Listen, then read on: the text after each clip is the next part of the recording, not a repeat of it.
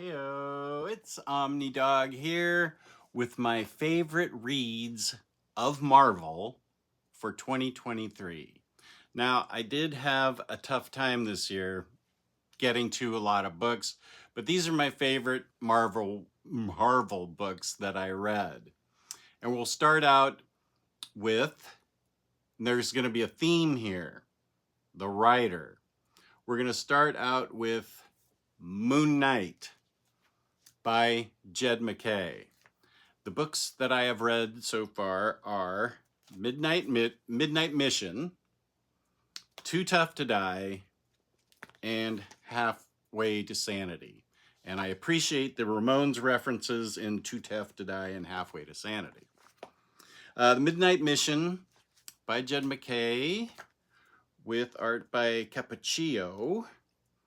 In it, Mr. Knight has set up a midnight mission to protect the people in his neighborhood from things that go bump in the night, the occult things, the bitey things, the scratchy claw things, the things he's good at fighting at. And as he has set up this mission, he has a group of people, the group of supporters. Some of them are human, some of them are a little more than human. He also deals with a new friend or foe. He is named Hunter's Moon, and he is another fist of Khonshu. Now, one thing about this is Khonshu is in prison.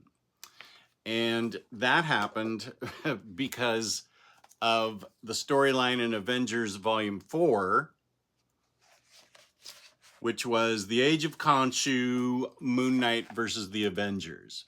Now, I haven't read this yet, and I didn't. And this came out in hardback way after the trade paperbacks did.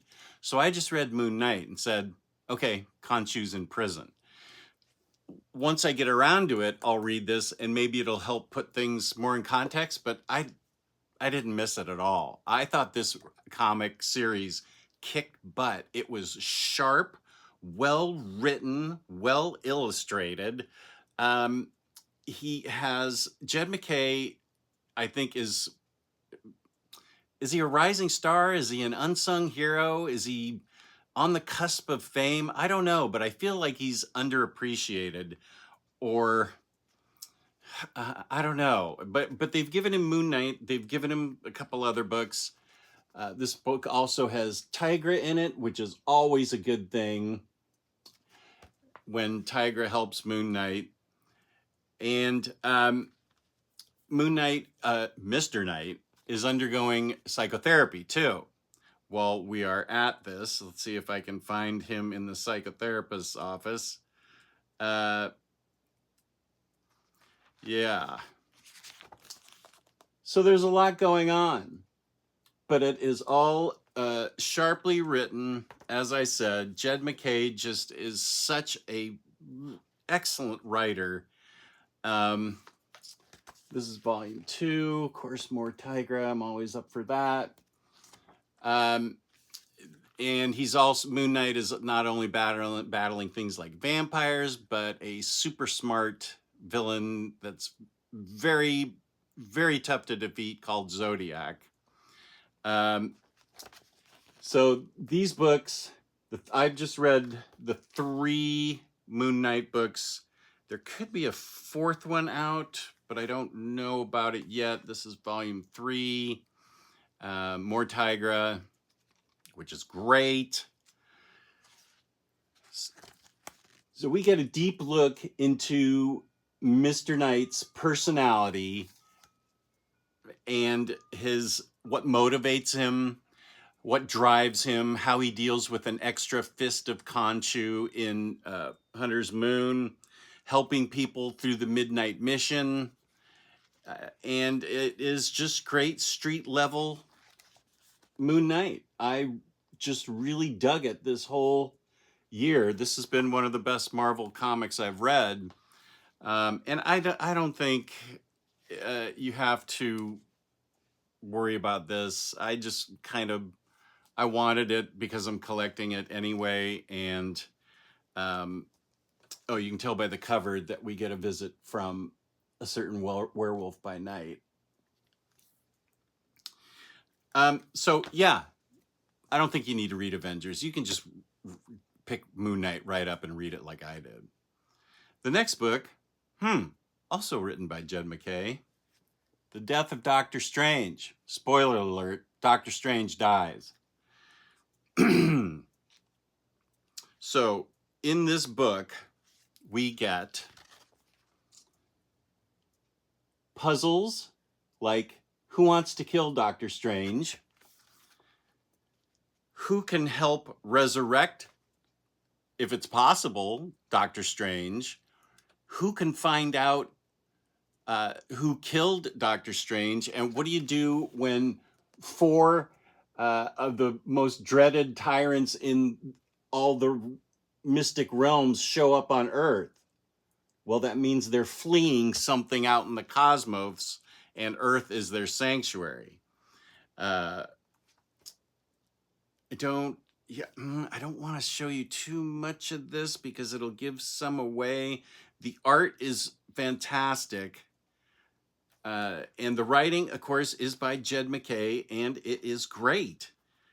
You get X-Men in this particular volume because there's an all-out battle for the Earth via the entities that are out there that scared the warlords of the mystic realms into setting up shop on Earth.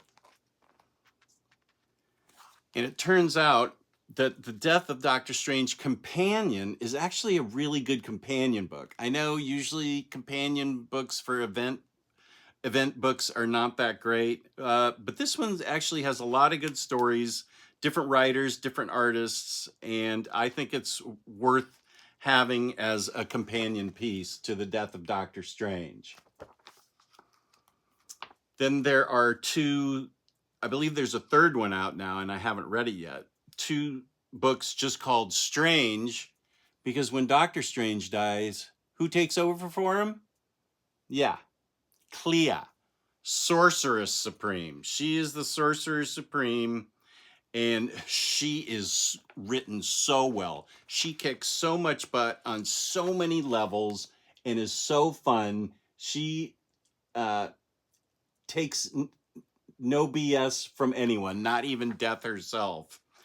And she is a force to be reckoned with and written really in a fun, tough way. And of course, it can't be a good Strange book without Bats, the ghost hound. There's plenty of Bats in here, and Bats is as great as usual. So this one is The Doctor Strange of Death by MacKay, and it deals with more of Clea as the Sorcerer Supreme.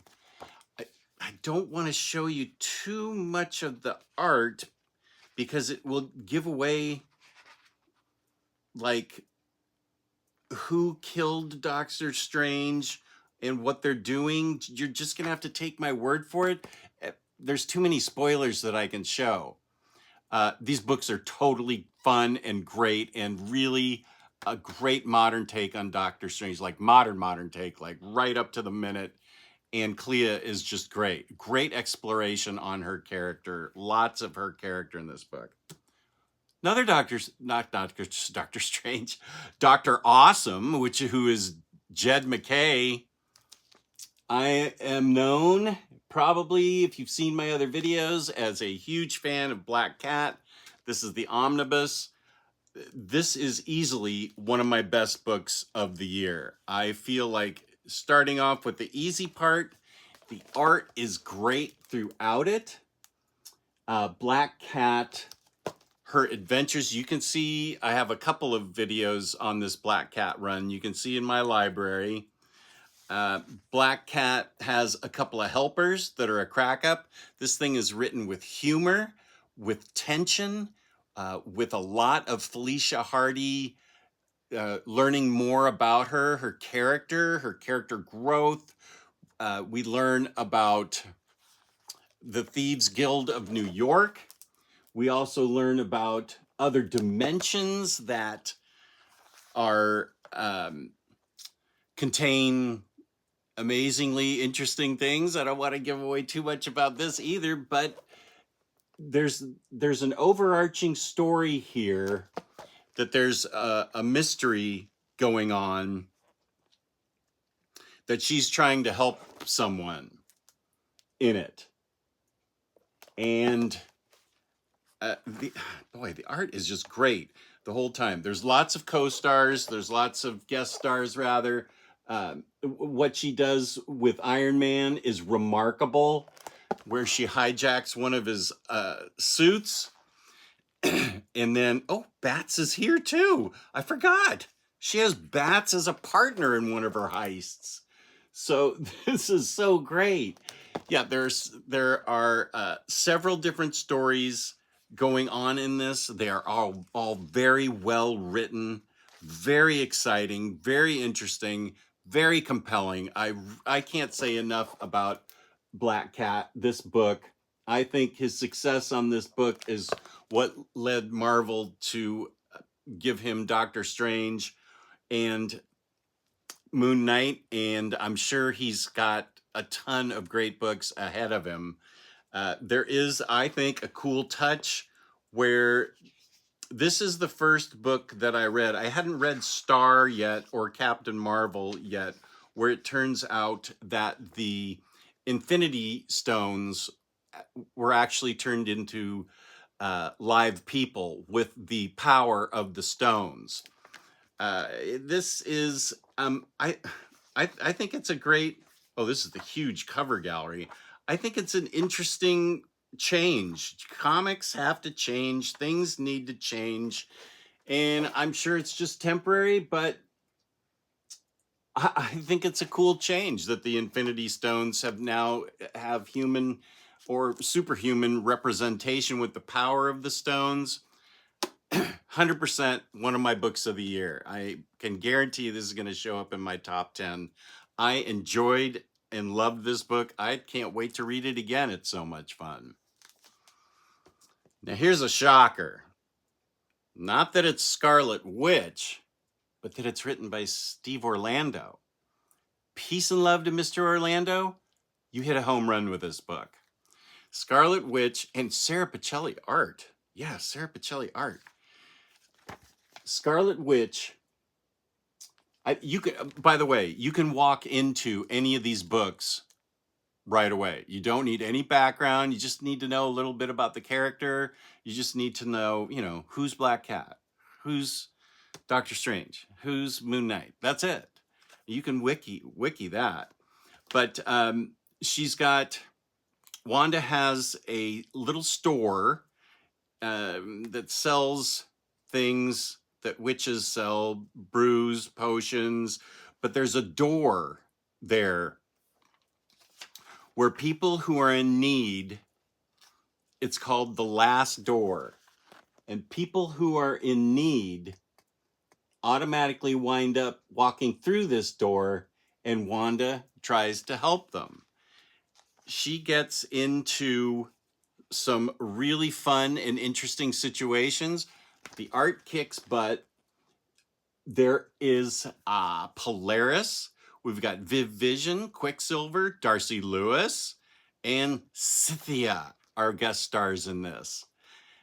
This thing is a blast. I did not have high hopes for this, and not only were my hopes well, I didn't have any hope for it, so the bar was low, but this thing is a solid 5 out of 5 stars. Really well written, really interesting concept, just a ton of fun, and the Scarlet Witch is just absolutely totally kick-ass in this, and the co-stars make this thing shine and crackle. There's a lot of good stuff going on in this. I really dug Scarlet Witch by Steve Orlando. Well done. Another book that is a surprise to me was recommended to me by the Unstoppable Bar, my Israeli correspondent, Exterminators. I mean, it's part of the new X-Men era that started with House of X, Powers of 10. But all you need to do is be an X-Men fan, a fan of these particular strong kick-ass women, and that would be Dazzler, Boom Boom, Jubilee, and X-23. Initially, the women set up karaoke night to console the three women. Boom Boom, Jubilee want to console Dazzler because she's had a bad breakup. Well, things happen, yada, yada, yada. Things happen, and they end up in a scene similar to what we saw in Thor Ragnarok, where they are forced to battle other combatants in order to save themselves. And they are a bunch of crazy, fun, wacky tests for the amusement of the perpetrators who kidnapped them. But surprise, they meet up with X-23. She's, it's like when Thor meets Hulk, they meet up with X-23 and they all get together to try to figure out where the heck they are and how the heck they get out of there. The art is fun. This is by Leah Williams with art by Carlos Gomez. This is one of Leah Williams' she wrote The Amazing Mary Jane, which was really good too. This is definitely one of the best things she's written, in my particular opinion. And Barr has if I can find the page, they get out of their, the thing that's interesting, what I like about this is they get out of their traps and labyrinths and the various obstacles set up in the most creative, interesting, fun ways. And it turns out, you know, of course, they knew their who was behind this, it turns out, and the reasons are made clear to them. And this is the moment that Barr calls bombresty. Yes, they use Boom Boom's chesticles as weapons as she fires off her light energy. She fires off her manifestation of light powers, through her chest area, and that's what Barr calls bombresty. And it's hilarious and funny and very, very interesting. And they also, at the interspersed throughout the book, they're dressed up in these crazy costumes as interstitial things where they're reporting back to the council members on Krakoa, trying to explain themselves. And because they end up back on Krakoa with some people dead that they shouldn't have killed. And it is just a hilarious romp. And I really loved this book. It's lighthearted, frothy fun, and it's great. I really dig it. One of Barr's best suggestions ever. Another great Marvel book I dug, The Variants. This is a Jessica Jones book, and by Gail Simone. That's good. Art by Phil Nadeau. That's also good. Of course, Gail Simone, immediate buy. So this is a story of when they say the variants in the title, they're referring to multiverse Jessica Jones that show up. Oh, Tigra's in this one too. I forgot about that. Tigra's awesome. I love her. So in Jessica Jones' investigation, she ends up running into various versions of herself, and Daredevil is involved here, but one of the multiverse Jessicas thinks she has a relationship with them, and hijinks ensue with all the misunderstandings that come with 3 or 4 Jessica Jones dropped into New York City. I thought this was it was, well, of course it was well written by Gail Simone. The only complaint I have is I wish it was longer. It's only 1 through 5. I wish it was 1 through 12. Gail Simone writes Jessica Jones so well, and this is so interesting. And you've got, of course, you've got your typical amount of characters that are in Jessica Jones' universe, this universe, Luke Cage, and you even get, oh, I don't want to spoil that. I don't want to say that. But they have different costumes. They have different, one of them's even a Captain America here in her world, Jessica Jones. And they're trying to solve the puzzle of not only why there are so many Jessica Jones running around, but the actual reason that there's an investigation going on. They're all trying to solve the investigation and find out what happened, where they're all from, how to get them back there. And yeah, they form a team called the Variants. And I really, I don't want to show you that, but it's really cool. There's so many really, really good bits in this book. I just wish it was longer. 7, 8, 10 issues, something like that. Maybe we can get the Variants too, but it's a Jessica Jones mystery. I loved it. Second to last, not in any particular order, a nice surprise was Rainbow Rowell's She-Hulk. I read 3 issues of this. Oh, this one has Hellcat in it. Nice. I forgot. She's good buds with She-Hulk. Volume 1, 2, and 3. Volume 1, Volume 2, and Volume 3. So there's a lot of things going on in here that are all really well done and really connected. Rainbow Rowell does a great job at making...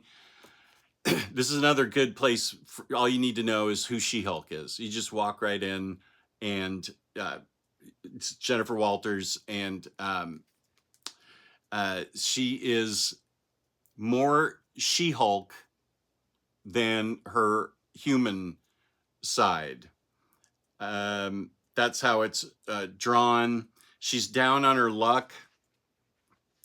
She needs a job. She gets a job initially as Jennifer Walters, but the boss wants her to be She-Hulk, and they end up representing, as lawyers, kind of the villains, which is interesting. And in pops Jonathan Hart, Jack of Hearts, who we thought was dead, and he becomes a love interest as She-Hulk is staying in Janet Van Dyne's fancy schmancy apartment while Jennifer gets back on her feet. Jennifer ends up not only having a romance with Jack of Hearts, but she ends up starting a fight club with Titania, and let me see who the other participants were. A super fight club, Titania, and even the Thing is involved in it. And actually, it's more, let me get to that in the second part. Patsy Walker's involved in this. So it's got personal drama. It's got humor. It's very well written, very funny, very interesting. A lot of drama that's really good. This is volume 2. So let's see who's in this fight club. Wait a sec. Oh, and then it breaks the fourth wall a lot. Like right here. She's ripping it. So it's self-referential, which I always think is funny. And, oh, this is the one where they're continuing to fight the people who were kind of bugging her at the end of the last trade paperback. They are people that tried to make themselves into a Hulk-like creature. Things go awry, and it's really not good news. But Patsy Walker is involved, as I've said, and Jack of Hearts pops in and out. He's dealing with issues of his own, like loss of his powers. He gains his powers back.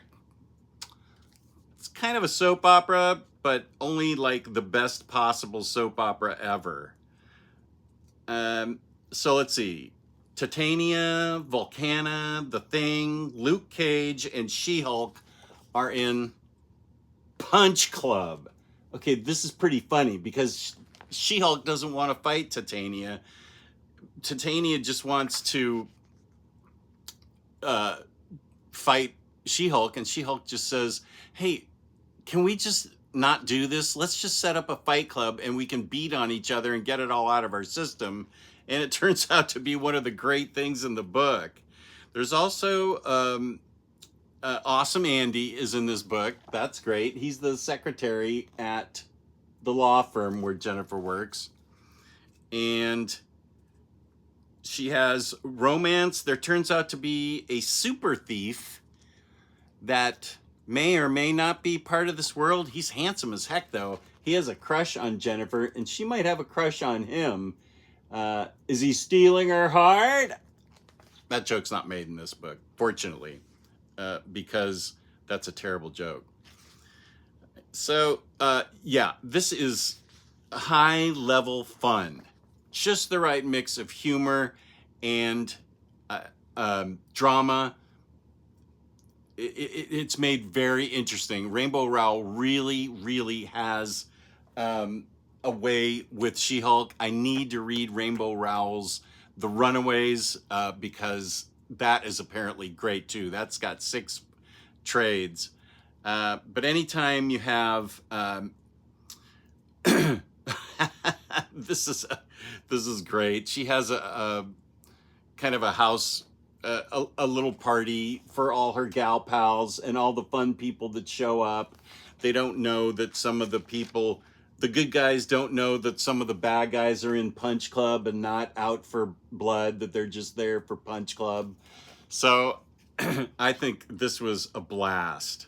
And I highly recommend that you invest in these 3 trades. I guarantee She-Hulk's going to be in my top 12 or 13 or 14. We'll see. Actually, I think that's where I'm going to keep it for right now. We'll see other books in my favorite books at the end of the year, which is just around the corner. So please remember, go to Organic Price Books, where you can use my code Omnidog for $2 off. Use my code Omnidog SIT for 5% off for shipping 4 or more books together. Peace and love, peace and love. Find me on Omnidog's Vault on YouTube, Omnidogs_Vault on Instagram, and you can find me on Omnidog's Discord, which is making my voice crack for some reason. It's a lot of fun, so come join us there. Peace and love, peace and love.